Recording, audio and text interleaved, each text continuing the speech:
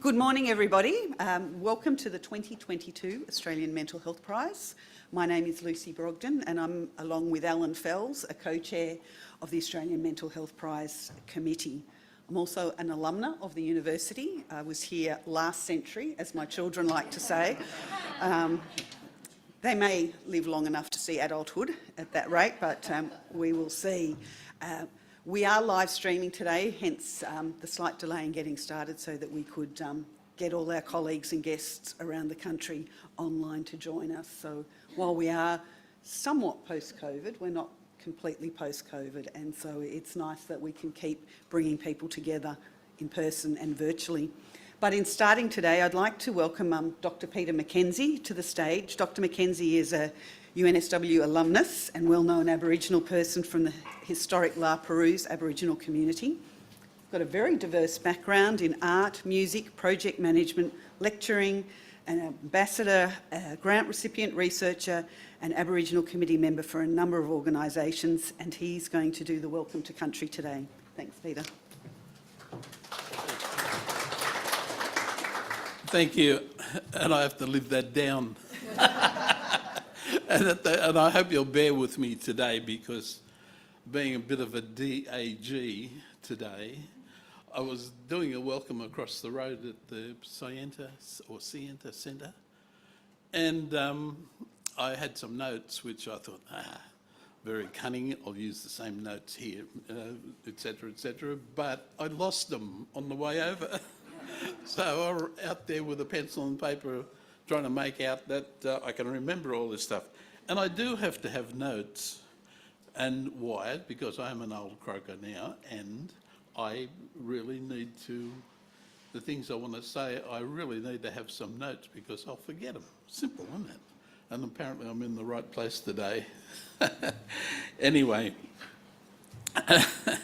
good morning. I am Dr. Peter McKenzie. And I'm an elder and descendant from the La Perouse Aboriginal community right here in Sydney, which, as you may know, is just over there. As a matter of fact, we can see it from here, which is very interesting. And I'd like, on behalf of the local Aboriginal Land Council, myself, the community members, and especially the elders, and especially the memory of the Cadigal people who occupied this part of the Sydney coast prior to 1788. Anyway, I would like to warmly welcome you all to this, trying to read my own writing, by the Australian Mental Health Prize event here at the University of New South Wales. And as you may know, the welcome to country, which is sometimes not explained properly, but what it is to the way we want to present it is that it's our contemporary interpretation of receiving visitors and new friends who wish to travel to our traditional country, and or as we call it, our traditional lands, or as we call it, country. Well, we would hope that you have a safe trip home today, and also I hope that you felt that you're made very welcome to this place, which our community has survived for so long.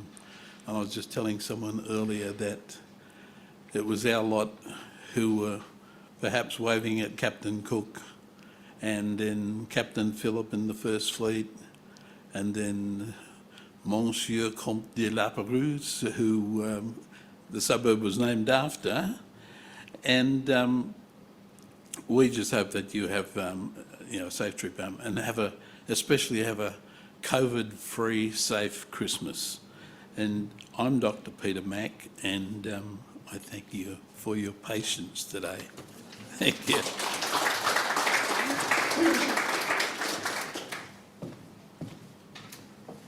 Thank you, Dr. McKenzie, for that welcome to country. And I think on a day like today, while we're acknowledging outstanding achievements in the fields of mental health and suicide prevention. It's important that we really acknowledge the deep understanding that First Nations Australians have when it comes to social and emotional wellbeing.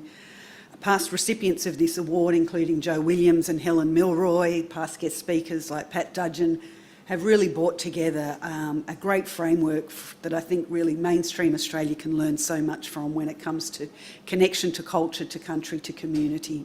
And so I think we should be really indebted to that decades, eons of knowledge and wisdom that they share with us today. We also like to acknowledge those with a lived and living experience of mental ill health, of suicide, bereavement, of suicidal ideation, and those that love and care for people on that journey. We would like to welcome our special guest today, the Assistant Minister for Health and Suicide Prevention, Emma McBride MP. I'll get you up in a minute. It just says to welcome you particularly now and do it again in a minute. We are going to acknowledge the recipients of the 2022 awards today, and that's great that we can do the majority of them in person. We do have a couple of our winners from the COVID era joining us today too, because we felt it was a shame that they missed out on sharing some of this accolade. The Australian Mental Health Prize was inaugurated in 2016, and since then we've really grown to really make the award, grow its profile, grow its recognition, and so this year we've actually incorporated 4 categories for recognition, because we found that we felt very constrained with one when there's so many great Australians working in this sector, and so we've tried to formalise that process. But it's really about recognising outstanding contributions in either promotion of mental health, in treatment, in care or in prevention. And we can do that in many different ways. And so the new categories of the award cover what we call professional. That might be a clinician, that might be an academic, that might be a thought leader in the field. Someone of lived or living experience who is really using that to make a great contribution to the sector. We particularly want to acknowledge, as I've said, that people working with the wisdom of social and emotional wellbeing, so recognising a leader, either an Aboriginal person or a Torres Strait Islander person. And we want to acknowledge a community hero, because while many of us in the field of mental health often see the visibility of clinicians, of tertiary care, primary care, etc., we also have some incredible heroes just doing their little piece of work in the community to bring about positive change. Before we get into announcing the awards, I'd like to introduce the Provost of the University of New South Wales, Anne Simmons, to make a short speech before we get started. Thanks, Anne. Thank you, Lucy. And thank you, Dr. Mackenzie, for that very warm welcome to country. We have a wonderful relationship with the La Perouse elders here at the university, and we really, really appreciate the relationship that we have with you. So thank you very much, Dr. Mackenzie. It's my honour to welcome you all here today to our wonderful UNSW campus and this terrific venue with its view all the way around from Botany Bay through to the airport and out to the sea. And a very special welcome from me also to the Honourable Emma McBride MP, the Assistant Minister for Mental Health and Suicide Prevention. Thank you very much for being here with us today. Australia continues to be a leader in many aspects of mental health, and fortunately Australians are increasingly encouraged to talk about mental health and the challenges we all face. This progressive shift in perspective and understanding is the result of years and years of hard work by people in the mental health sector, many of whom are with us in the room today and online. As attitudes change towards mental health and well-being over the years, so has the status and reputation of this prize. And I'm truly pleased to see the expansion to 4 categories this year. It's wonderful that there is now even greater opportunity for recognition, because there are so many people doing exceptional work in mental health all over Australia. The impact of our winners' work is wide-ranging and unique, with tailored specialist approaches for different communities and innovative support for a diverse array of mental health challenges. And I also would like to especially acknowledge the people here or on the live stream with lived experience of mental ill health and recovery, and the experience of people who have been carers family members or supporters. UNSW is extremely proud to be involved in the Australian Mental Health Prize through our discipline of psychiatry here. Our UNSW vision is to improve lives around the world, from here in Kensington to the far reaches of Australia and internationally. And we're very pleased to be playing a role in the promotion of mental health and the prevention and treatment of mental illness through our teaching and our research, and by supporting this very important prize. Our mental health initiatives come from many areas across the university, and one example that I thought of this morning is the innovative Big Anxiety Research Centre, which is a transdisciplinary enterprise dedicated to transforming thinking and practice in mental health through creative collaboration and cultural innovation.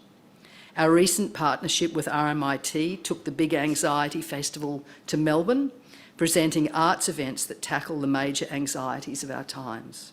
It featured one of the 2021 winners of the Australian Mental Health Prize, Honor Eastley. Honor gave a live performance inspired by her critically acclaimed podcast, No Feeling is Final. Congratulations, Honor, on a successful show, and we're delighted to have you with us here today. Now, I look forward to hearing more about the innovative approaches to promoting mental health as we celebrate our winners of the Australian Mental Health Prize for 2022. Thank you.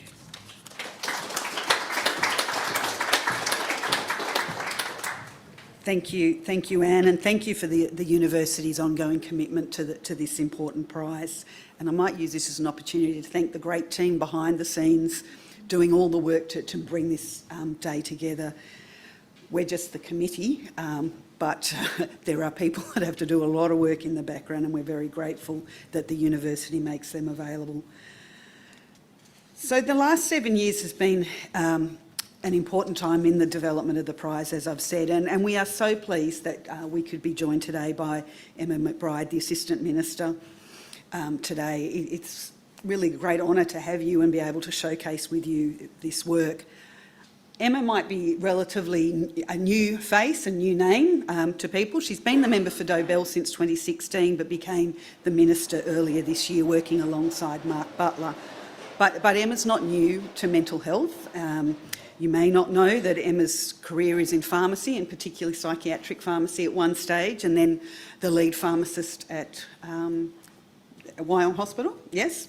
But in addition to that, Emma has another side to her background where she served as a director of a community bank. And I think it's really powerful, and it shows you the evolution in our sector, that we have a great clinical understanding of what's going on, and we're growing that knowledge all the time. But we're also working really hard to bring in the social determinants of good mental health and wellbeing. And things like financial security are just as important as many other elements that we talk about. So it's a great combination of skills. In the profile that they gave me, Emma, I realised that we both have a few things in common, but one in particular. We've both represented Australia at the Global Mental Health Summit, you just last month. When my kids asked me what it was all about, I said, well, it's a bit like the Olympics for people that are in mental health, and I get to represent Australia. You don't get a tracksuit, but you do get to go and really represent the country. And I think one of the things that's really important for us is that some of the perspective that comes from that. We are doing great work. We are doing great work, whether it's in research, whether it's in treatment, whether it's in the community. And being able to share that and learn is a really privileged experience. So welcome, Minister, and the show's now yours.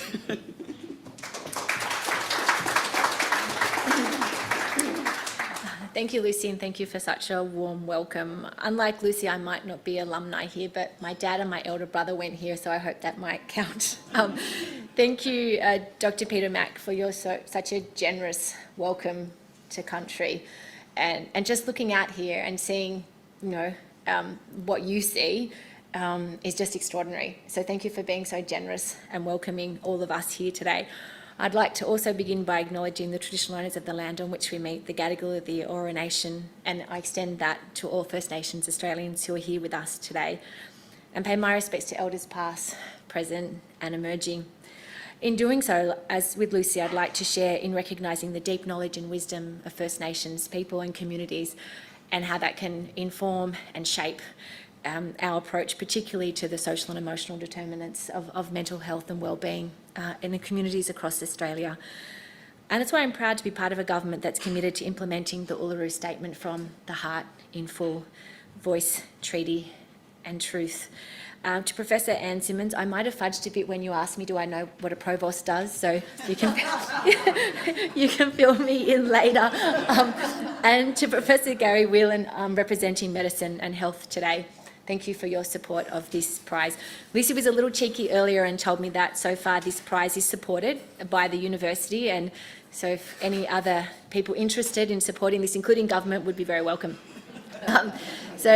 And I'm just so pleased to join you here today. And Lucy and I were talking about earlier, often we hear the sobering statistics, often we hear about the disparities, and they are real, and we must acknowledge them in order to be able to really change and improve, as we are determined to do. Today is about really recognising the success. And as Lucy said, I had the chance recently to represent Australia at the WHO, and often I'm asked when I'm in classrooms, because I'm a netball tragic, they say to me, would you have rather play for the Diamonds or represent Australia in the Parliament? And no, it didn't get a tracksuit. But to be there and to be able to talk with, on a plenary session, with the Under-Secretary of Health from the UK, with the Canadian Health Minister, with the Argentinian Health Minister, and for Australia to be so recognised and acknowledged for the work that we do, and to have the Norwegian Health Minister ask me about Headspace. This is the type of thing, you know, in terms of what Australia, where we're often looking, I think, inwardly, but when we look outward and see how other people view us, I think it really says a lot and speaks a lot about what we've done. I'd also like to recognise those people here in person or online who have lived or living experience of mental ill health and suicidality, and to recognise the contributions that you've made and that you continue to make, and to give you my firm commitment on behalf of the government that we are not just going to embed lived and living experience through participation, but actively in leadership and decision making, something that we are determined to do.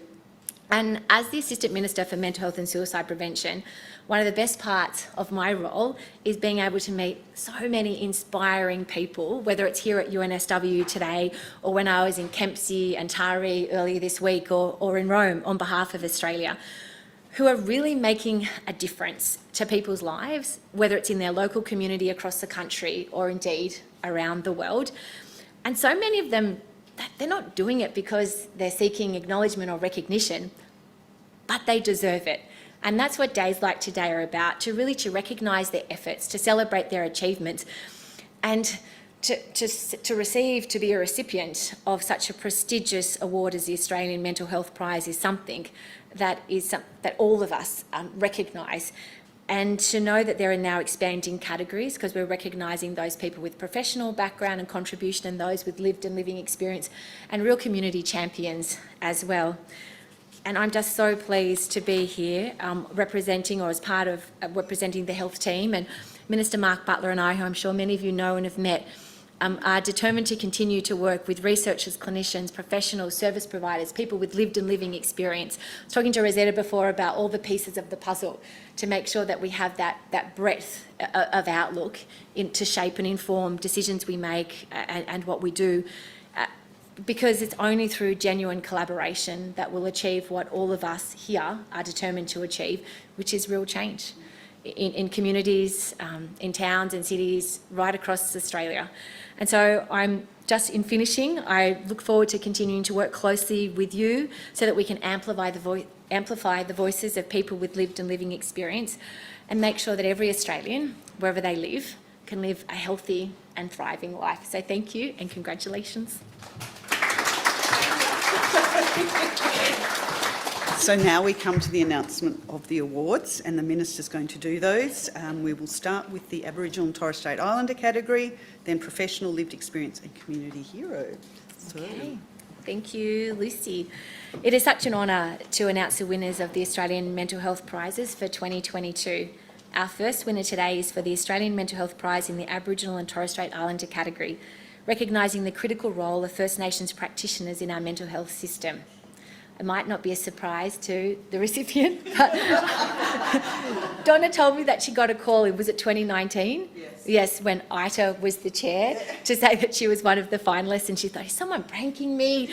But today this is real. Donna is an experienced leader in Aboriginal mental health and wellbeing and a skilled clinician. Donna's contributions to mental health recovery have been personal. She lost her brother to suicide almost 30 years ago and has dedicated her life to supporting others. She's been a tireless advocate for the mental health and wellbeing of First Nations people, including coordinating the Aboriginal and Torres Strait Islander mental health first aid program and working with the New South Wales Mental Health Commission. Congratulations, Donna.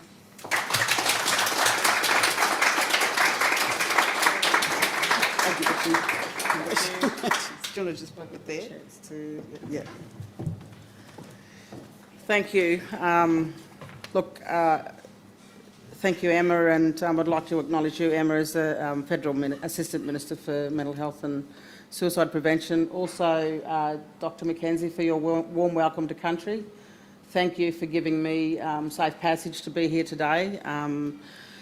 Also, all my Aboriginal brothers and sisters that might be in the room, either in person or virtually, I acknowledge you as well. So, in terms of, I also want to acknowledge Lucy Brogden and Professor Alan Fells, the co-chairs of the Australian Mental Health Prize Committee. I'm eternally grateful to them for being chosen as the winner of the inaugural Aboriginal and Torres Strait Islander Mental Health Prize category. I am honoured that I stand here proudly on the shoulders of those who have gone before me. I follow in the footsteps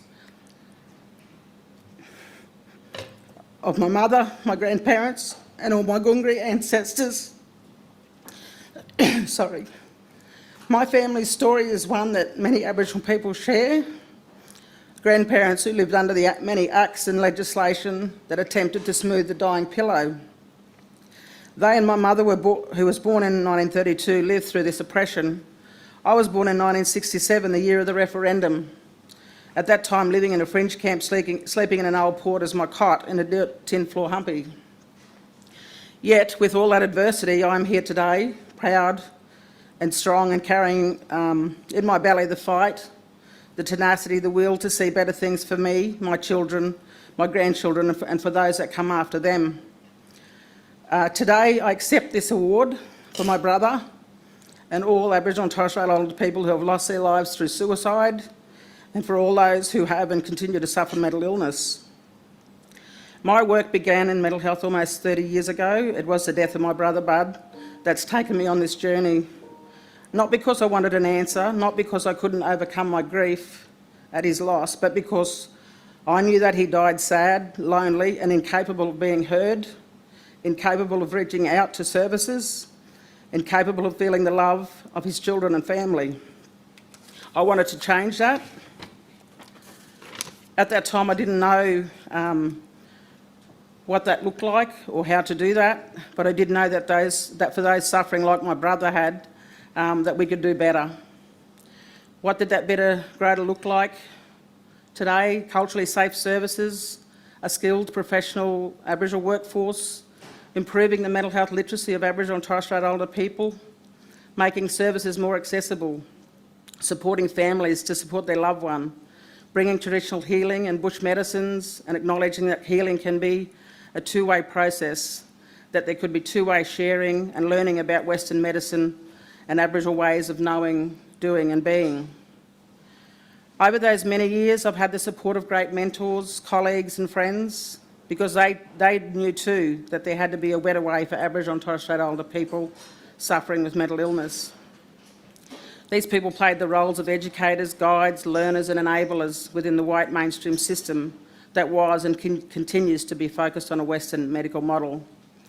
Some of those people became a friend in times of need too, when things got hard. They became advocates for change that saw the development here in New South Wales of the Aboriginal Mental Health Workforce Training Program. This program is by far the most successful New South Wales Aboriginal mental health initiative, able to demonstrate effective change within our system. It has led to more culturally safe and responsive services. It's created a capable clinical workforce. It's created capacity not just in those individuals, but their families and communities. and every day Aboriginal and Torres Strait Islander people benefit from this small program. I want to acknowledge my brothers and sisters that have grown through that program and now proudly deliver and guide culturally safe and responsive services in teams and services where they work across New South Wales. There's a few people whose names I want to mention that have been on this journey with me. Firstly, my children, Naomi, Jeremy and Jessica. My grandchildren, Lila, Jean, Levi and Leo, and my partner, Darren. Without their support, obviously, I wouldn't be able to, be where I am today. Len Kanowski, who's a non-Aboriginal man, his foresight 30 years ago, a man with great empathy for all people, but especially those suffering. Tom Bridson, who some of you, I'm sure, know, for his intellect in taking the discussion across Australia. Professor Pat Dudgeon, who was mentioned earlier, and Dr Helen Milroy, one of our first Aboriginal psychiatrists, for paving the way in professions like psychology and psychiatry for Aboriginal people. Jane Ross, who was my team leader 30 years ago, she believed in me from the beginning and pushed me hard, but placed value on the skills and knowledge that I, as an Aboriginal person, brought to that team. And to the many trainees I have supported and guided, thank you for the privilege of being a small part, allowing me to be a small part of their journey. Now, after hearing all this, some might say we've come a long way in that 30 years. Yes, I agree. There has been some progress, yet there is still so far to go. Every day there are Aboriginal people who, like my brother, are sad, lonely and incapable of being heard, incapable of accessing the right support and services, and incapable of feeling the love of their children and families.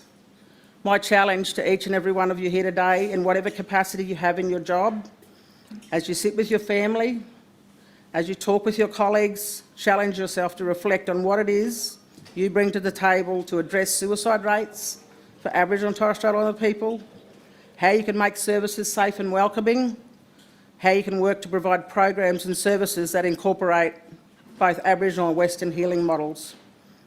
In closing, to my work family who are virtually dialed in at Western New South Wales Local Health District, thank you for trusting me.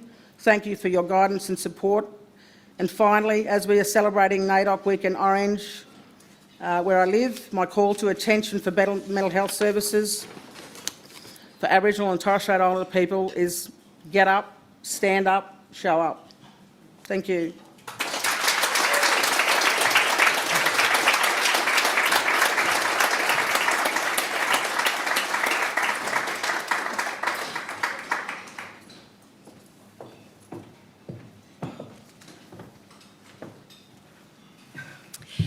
Thank you, Donna.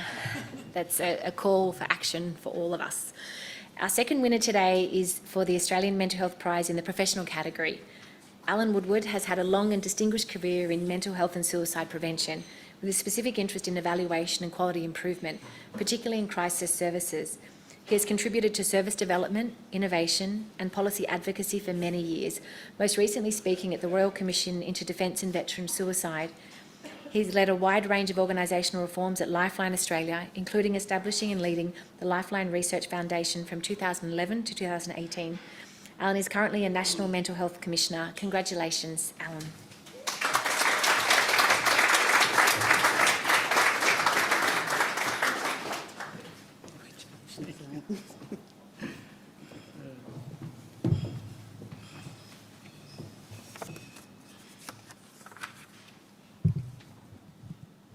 I always have to put it a little lower.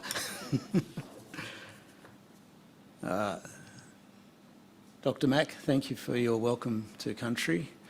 Donna, I'd like to acknowledge the traditional custodians of these lands and elders, and acknowledge Aboriginal people here with us today, and also recognise the remarkable wisdom drawn from thousands of years that we all share. Thank you. Minister McBride, thank you for the award on behalf of the organising committee, and recognising the role that you have, and to have an assistant minister at national level for mental health and suicide prevention is a remarkable and wonderful thing. Lucy Brogden and Alan Fells as the co-chairs of the awards group. Thank you for the work that you do and the process that you've overseen that's resulted in me receiving this award today.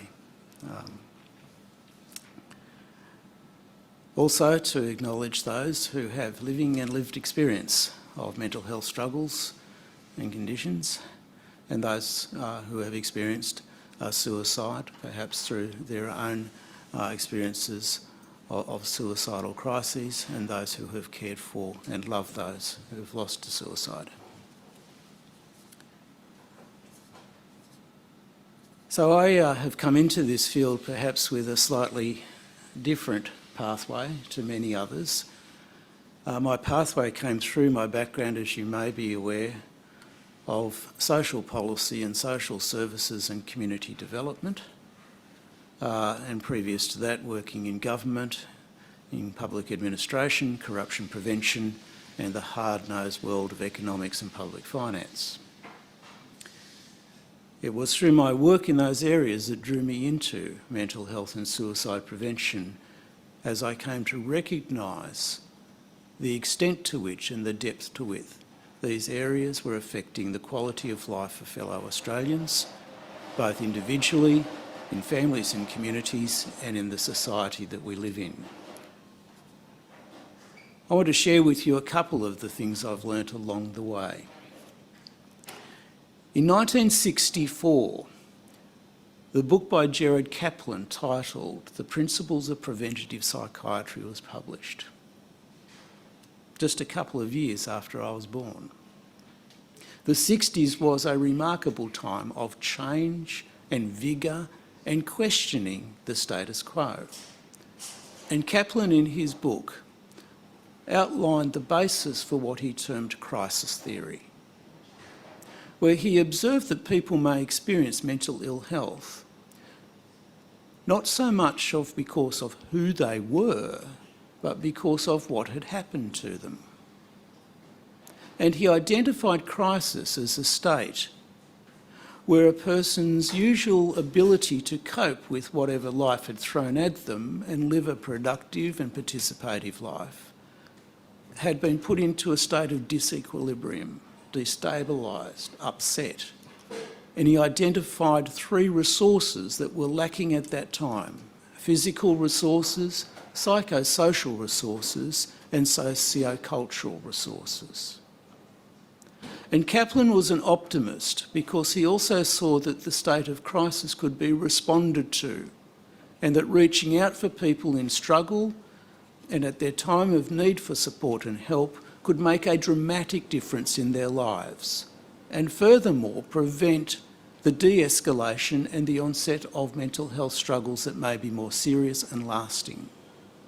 That's why he termed his book Preventative Psychiatry. And he believed that we could put effort into building people's resources, physical well-being, psychosocial well-being, and socio-cultural well-being as a mental health promotion and prevention strategy. In 1964, this was released. And I have remained inspired by that book, which sits on my shelf at home, and has been the basis for my own research studies around the experiences of people in crisis and seeking help and recovery. And I see today, even just in the last few weeks, where I've been privileged to travel into small communities in New South Wales impacted by floods and fires, and to look at some of the community-based recovery programs operating.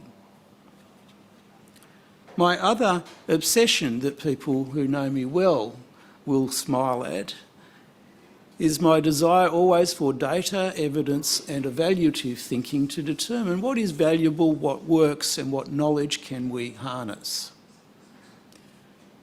I love data, but I must say that in the field of mental health and suicide prevention, we have sometimes been swimming in too much data, or data that is not actually that useful for the task at hand. The old adage, what gets measured gets done, is very true. The more you can identify a measure and collect data against it, you focus people's attention. And evaluative thinking, which is one of my great loves as an evaluator, is a way of looking at purpose and meaning and effective results. So I've been very keen to promote this in the area of mental health and suicide prevention, because what we want to do is achieve change.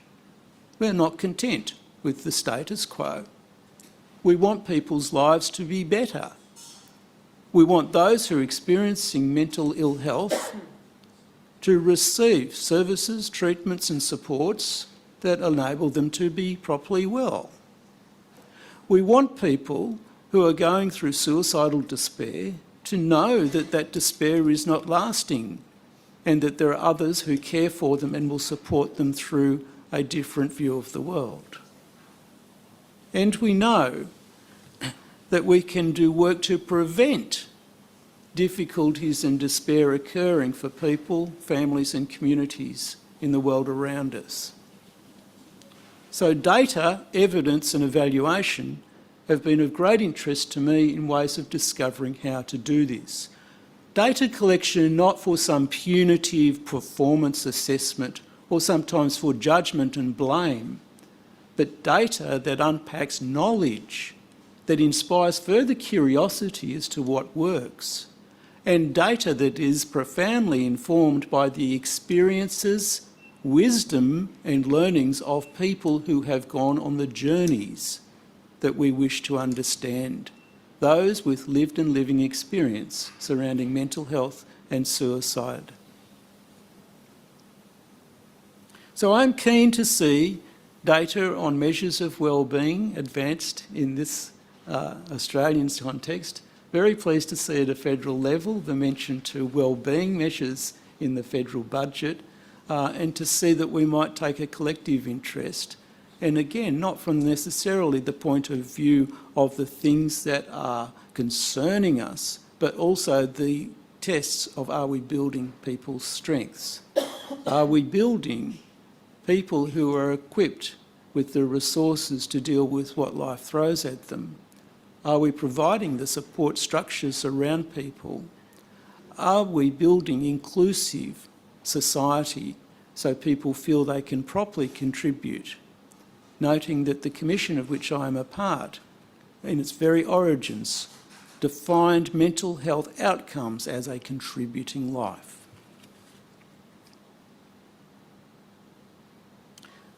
I would like to give some thanks. Firstly, to my family, my dear wife Karen, who is here with me today, and my beautiful son Abel, who is not able to be with us today, because without my family, I could not do any of the work that I have done. And they have to live with me, warts and all. Also, to acknowledge some of my extended family who have experienced mental health struggles and suicide-related issues, and those who are close members of my family who have shown me the importance of the work we do. Also to thank those who have encouraged me in my work along the way, some of whom are here today. Sue Murray, who I've enjoyed many years now working with, and a colleague, Lucy Brogden, and of course John Brogden, both of whom have been wonderfully supportive people to me and inspiring, each in their own ways. Also to acknowledge Dawn O'Neill, who was my first boss in Lifeline Australia. And Dawn remains a friend of mine and a dear former colleague, and Dawn's optimism was simply boundless. I was always amazed at how, when we were faced with difficulties, and believe me, in the early days of reforming Lifeline, it was like being in a hurricane. And Dawn would have that calm smile on her face and say, well, we'll just do this. But an unwavering commitment to the cause. Also to give acknowledgement to the dear late Professor Beverly Raphael, who some of you may know, and I know Ian Hickey knows Beverly, or knew Beverly, and Beverly was the first chair of the advisory group to the Lifeline Research Foundation, and she was a friend and mentor to me. I cannot tell you how much I learnt from Beverly and her commitment to understanding trauma, and not just trauma-informed care, but trauma-based compassionate care. And finally, to give one other acknowledgement, and that is to the late Jackie Crowe, who was a former Commissioner of the National Mental Health Commission, whose passing we acknowledged just last month. Jackie was a friend of mine who also inspired me and encouraged me to keep going. And Jackie had a wonderful turn of phrase. She would ask you all manner of questions, and as a policy advisor or a person involved in service development, try and answer them. And then Jackie, with her great insight, would look at you and say, "So what are you going to do about it?" And I carry Jackie's words with me each time I get a little bit tired or frustrated, or there's an issue arising, and I can hear Jackie there saying, "So what are you going to do about it?" And I'll leave you with her words. Thank you very much.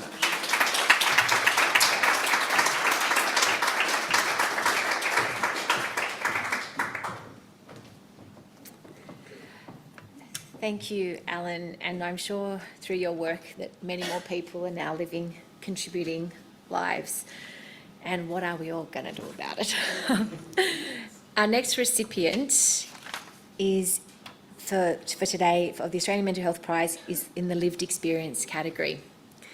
Ian Thorpe is a prominent advocate for mental health awareness, prevention, stigma reduction and help seeking since he spoke publicly about his own lived experience in 2014. He draws on his own experience of living with anxiety and depression to help others and encourages them to seek support. As one of Australia's most well-known Olympians, his work has helped us normalise conversations about mental health and suicidality. Ian was also instrumental in creating the Lapse for Life mental health fundraising initiative.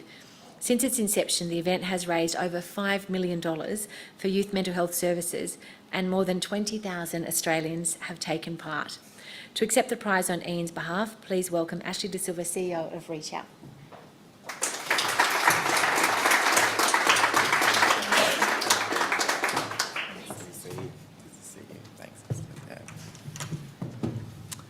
Good morning, and thank you firstly, Dr. Mack, for the warm welcome to country. It's a real pleasure to be here, and I recognise quite a few faces across the room. But as Emma said, I'm Ashley De Silva, I'm CEO at Reach Out, and have had the real privilege of working with Ian Thorpe since 2007, when he first joined the organisation as a patron, and then he became a board member 2 years later, so I've worked with him for quite a while now. And he sends his real apologies that he couldn't be here today. And I'm instead going to just share a couple of words on his behalf with you, which I'll read out to you now. So it's an honour to be recognised for the work I've been doing in the mental health space, to be acknowledged with other experts and people who are contributing to the wellbeing and safety of vulnerable people within our community is humbling. I'm pleased to not only have my work acknowledged, but also to see the societal shift that means work on any individual's mental health is accepted and no longer stigmatised in the way that it was a decade ago.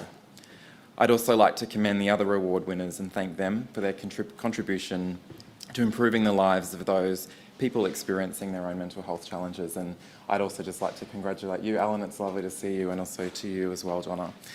And yeah, I guess the thing I'd just add about my personal kind of experience of watching Thorpe is, you know, as you said, Emma, he's incredibly well known, but with that, a really kind of entrepreneurial guy, but deeply thoughtful and really intentional about how he may use that combination of his own lived experience with the platform that he brings, and in endlessly creative ways that he does that across advocacy, but also just the direct connection that he can try to foster in terms of specifically from his time with Reach Out in encouraging the next generation of young people to continue seeking support. And just finally, on Ian's behalf as well, just a huge thank you to the committee and everyone, the whole team involved at UNSW who's helped make the prize happen. It is a real honour, so thank you.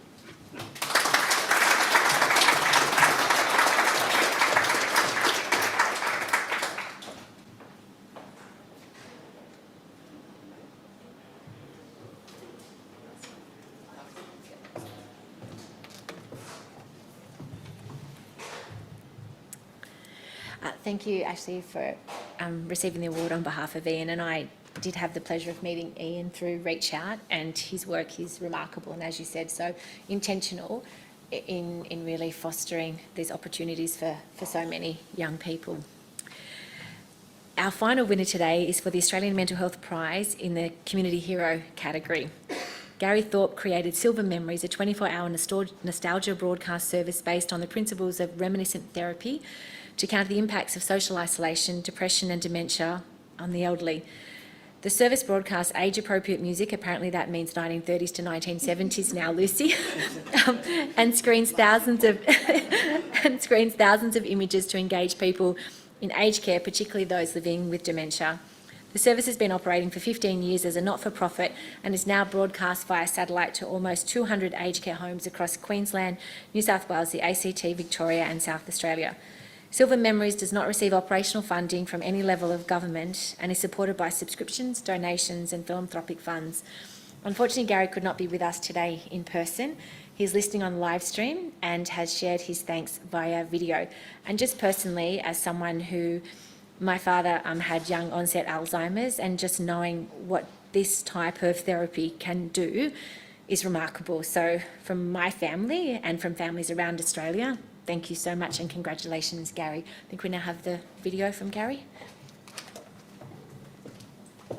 Hello, I'm Gary Thorpe. I'm the General Manager of Silver Memories. I'd like to thank the University of New South Wales for this marvellous honour, the Australian Mental Health Prize Community Hero. We started Silver Memories about 16 years ago when my neighbour Jean had a stroke and ended in aged care. Very shortly she became rather socially isolated and suffered from depression. So we decided to do something with music to help Jean out of her depression. We decided to start a radio station for people just like Jean. Jean was about 84 years of age, so we created Silver Memories. When Silver Memories started, it was just here in Brisbane. We were transmitting to small dedicated radio receivers. And in that first year, we sold about 9,000 of these radio receivers to people in Brisbane. So we knew that there was an interest in having a radio station specifically aimed at addressing social isolation and depression in the aged. From there, we've now created Silver Memories as a national service transmitted via satellite all across Australia. It's now in about 200 aged care homes.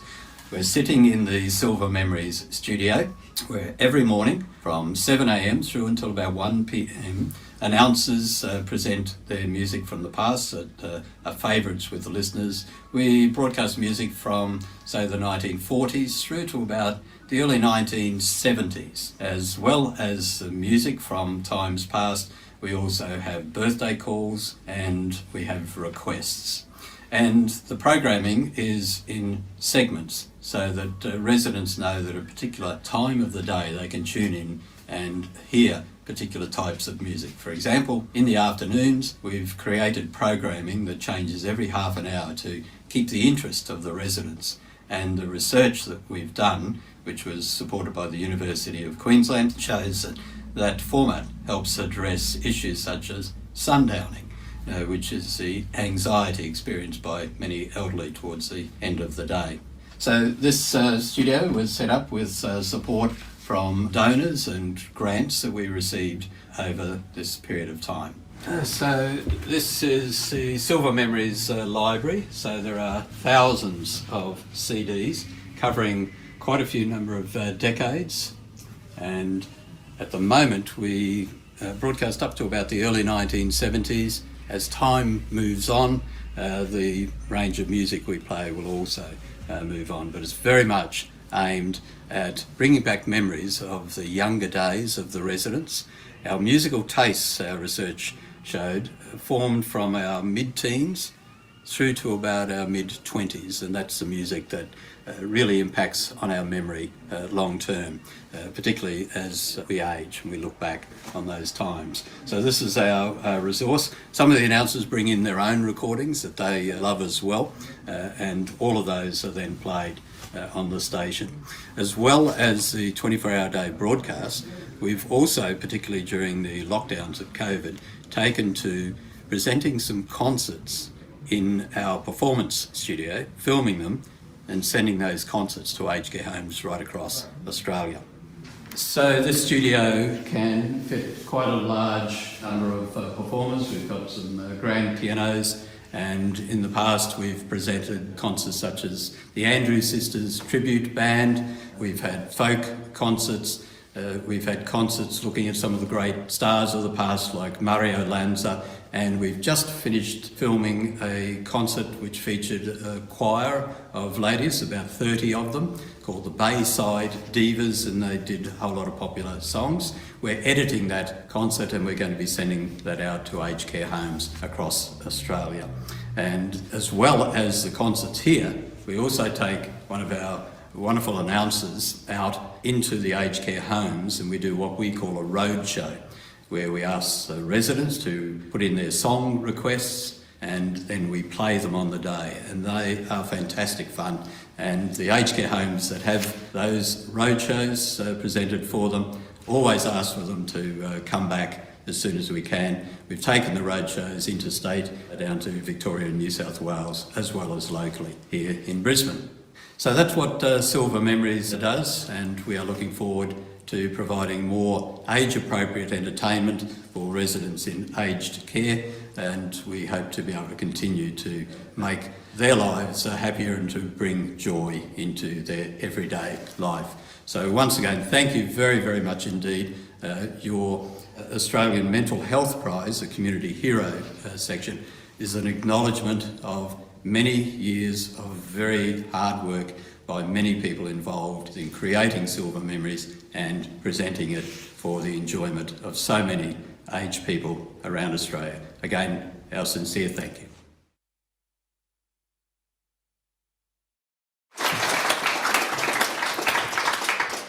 Well, I think Gary's mission of bringing joy, I looked around and there were so many smiles just hearing that story. So, and I think that's what the awards are all about today, is all four winners. Such different backgrounds, such different parts of our community, but really working to help fellow Australians find joy. And that's a beautiful calling for you to have, and it's a beautiful thing to be able to deliver. We're nearly finished, but it is now my pleasure to welcome Professor Gary Veland from the University of New South Wales Medicine and Health Faculty to the stage. Thanks.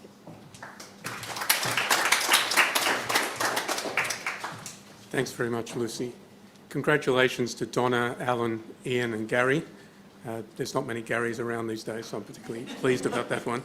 I'm delighted to see your accomplishments recognised with this prestigious award. Personally, I've been inspired by what you've achieved. The strength of today's four very diverse winners showcases that there's no one-size-fits-all solution for better mental health. UNSW Medicine and Health's mission is to improve health for all.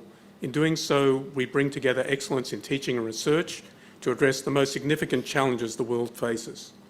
Our researchers were recently awarded $59 million across 34 national medical and health research council grants, all projects designed to investigate how we can drive better health. Mental health sits at the very heart of our mission. This is why we established the Mental Health Prize in 2016 through our discipline of psychiatry, Australia's preeminent psychiatric research unit. I said that for the benefit of those present. And this is why we continue to support this prestigious award. We strongly believe in the importance of highlighting and recognising advocates who are improving life for many through their work. Congratulations also to all the nominees for the prize this year. Your work is seen and valued, and we look forward to your names again among the nominees for the 2023 prize. Thank you to all who have been involved in supporting the Australian Mental Health Prize. An event such as this requires a great deal of work behind the scenes. On behalf of UNSW, I'd like to thank the Prize Advisory Board. Your continued commitment in recognising and celebrating this essential area of health is greatly appreciated. I'd also like to thank the discipline of psychiatry and all the UNSW teams involved for their hard work in producing the prize this year. I'm privileged to be able to share the same room as many of you, as well as sharing this event with so many of you online. Many thanks to Lucy Brogden for hosting the presentation this morning, and to Minister Emma McBride for joining us to present the awards. Finally, my thanks to the judges who took the time to sift through the many applications to find our winners this year. I do hope that you will return in 2023 as we continue to celebrate and advocate for better mental health. Thank you.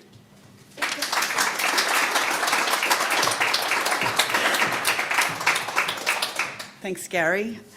And thank you all for today, for turning out today, for celebrating our wonderful winners, for nominating the winners, for supporting, mentoring and standing with the winners. Looking forward to more nominations next year. I'm looking at Kate, who's maybe not as excited at that prospect as the rest of us. But it is great to have colleagues here today to celebrate wonderful excellence and just that ability for all Australians to live the contributing life, which is what we're all working towards. So thank you all. Thank you, Minister. And please stay and have a chat and meet up in person. So thank you.